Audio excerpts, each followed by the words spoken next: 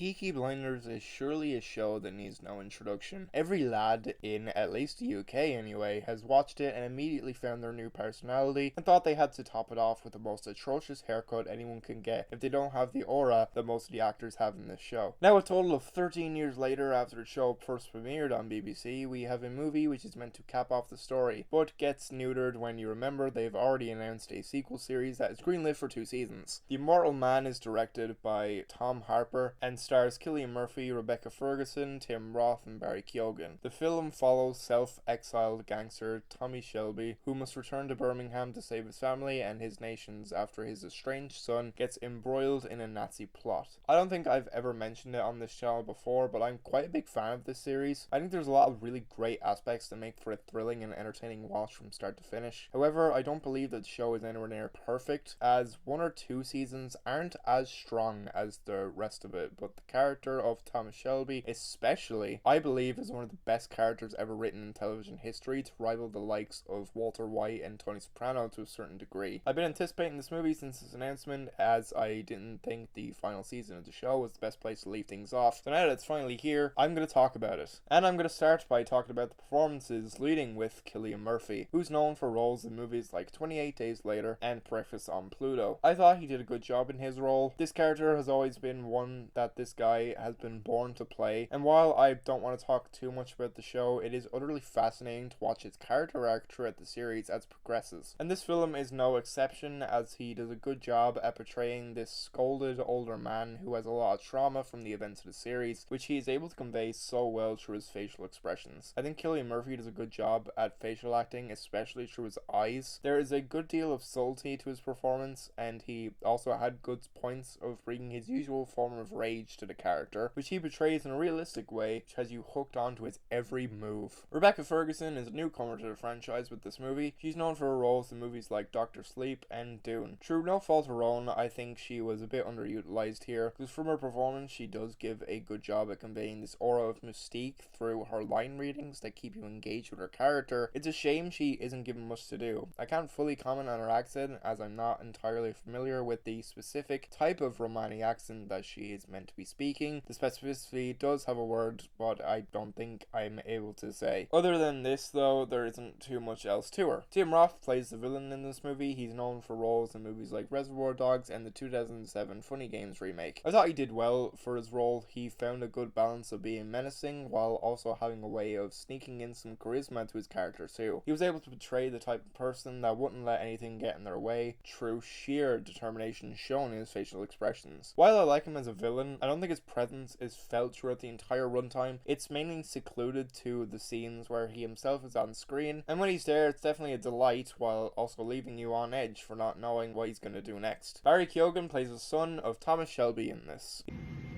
Chill with these baby blue eyes, eh? He's known for his roles in movies like Saltburn and The Banshees of Inisherin. I didn't really like him in this role for a majority of the runtime. He never seemed to have his own identity for me. Instead of working on his character being standalone, there are so many points where it sounds like he's just doing a bad impression of Cillian Murphy's character. I understand he is meant to be playing his son, so this aspect could be the point of his character, but it doesn't really translate well from his performance, as Keoghan doesn't achieve any nuance from this. When there are points he's trying to be threatening, it never feels earned or even fully convincing to me, which seems to be a running trend whenever he's placed in these types of roles. Packy Lee reprises his role as Johnny Dogs in this movie. He's known for having roles in movies like Pixie. Lee is great as usual in this role, as he is the main comedic relief here. All of his line readings add to his natural great comedic timing, despite most of this being a pretty dark movie. This has always been a gem of character, and for me, he stole the scenes whenever he was on screen. There's a lot going on in this movie. I want to say that right off the bat. I think it's a natural progression for the story, as at this point it follows characters living under World War II, which makes me think while he didn't direct this, Stephen Knight wanted to make a war movie with his iconic characters pretty much. I thought the opening was a little jarring at first, as the music felt way too cool and thrilling to be showing footage of literal Nazis, but I'll let that slide. I won't get too heavy into spoilers, so I'll try to do my best to explain things while vague posting. I enjoyed a lot of the scenes of Tommy in his house near the beginning of the movie. It was so intriguing to see what the psyche of his character is like at this point, and the atmosphere of the place really added to the unnerving vibe of everything going on, showing this sense of detachment pretty well. It was nice to get some familiar Peaky Blinder action with Keoghan's character running the gang at this point in time, even if I couldn't buy him as a great and threatening leader. As this movie progresses though, it does a good job at adding more elements to the story to keep you hooked, but I do think in the second act there is a bit of a slog, which is funny when you consider this is essentially just like watching 2 episodes of a show back to back. To an extent, it feels like what would happen if you squashed together the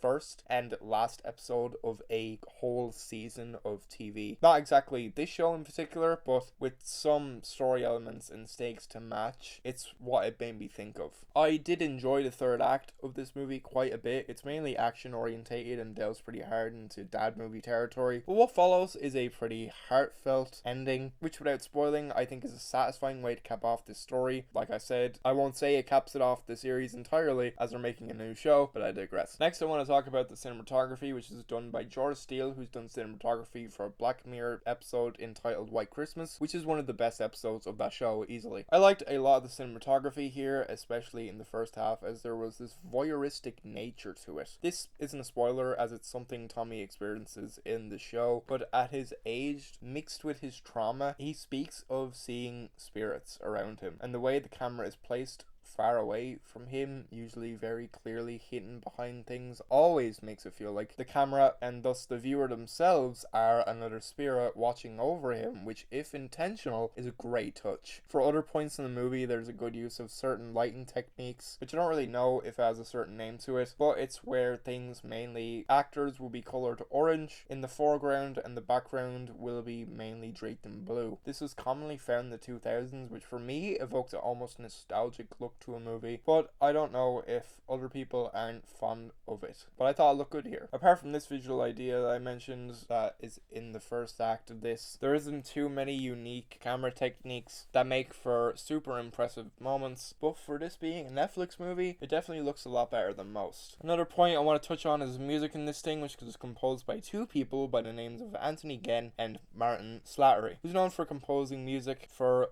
a Black Mirror episode called The Waldo Moment. A lot of Black Mirror tie-ins here, damn. The music in this movie is similar to the show in that it's very rock heavy. There's a lot of thumping beats and pumping bass lines that make for pretty adrenaline fueling tracks. Along with this, the soundtrack features newly written songs by members of the Irish band Fontaines DC. Songs from this band's other albums are also included in this movie. They are just all over this. I thought it was interesting as well that there are 2 covers of songs by the band Massive Attack, both of which are pretty good. It just makes me wonder why they didn't just use the original versions, as they would have serviced the scenes just as much as the cover versions did. I enjoyed a lot of what this movie had to offer. I think if you're a mega fan of the show, you're really going to get a kick out of this for sure. There's lots of good references and Easter eggs to stuff from the show that never feel like they're overdoing the nostalgia bait with everything. It feels like a natural conclusion to what makes for a pretty good ending. While I did think this was good, I was surprised to hear some people around me audibly crying at the ending of this movie. I mean, I have an attachment to the show, sure, but I guess it means a hell of a lot more to people, especially. So if you're a ride or die for this show, I can't recommend this movie enough. Although if you are a die-hard fan of this, you've probably seen it already and probably just want to hear some dickhead on the internet talk about it. Why would you do that? I'm giving Peaky Blinders, The Immortal Man, 3.5 stars. The movie is full of good performances that feel familial to the show it's based off of, with a stellar performance, especially from Cillian Murphy at the helm of it all. It does well at servicing as a standalone war movie while also being a great send-off to a terrific show all around. It's exciting, it's emotional, it's a great watch with a crowd especially, which is why I can't recommend enough for anyone that's interested to go check this out in the cinema as soon as it's possible before it comes to Netflix. Hopefully this video will come out before it comes out on Netflix, but knowing me, I'll most likely upload it the day of or the day before for engagement bait. But it really does make the world of difference seeing this sort of movie in the cinema. There is a point, like I said, in the second act where it does drag, which feels like it happens with a lot of streaming movies for some reason. I don't know if anyone else has noticed that. Netflix has surprisingly chosen to give this a pretty large opening window before it comes onto their platform, which which what's usually a week is now a whole 2 weeks, which may not sound like a lot, but gives hopefully you watching enough time to check it out at your local cinema. So go and check this one out on the big screen.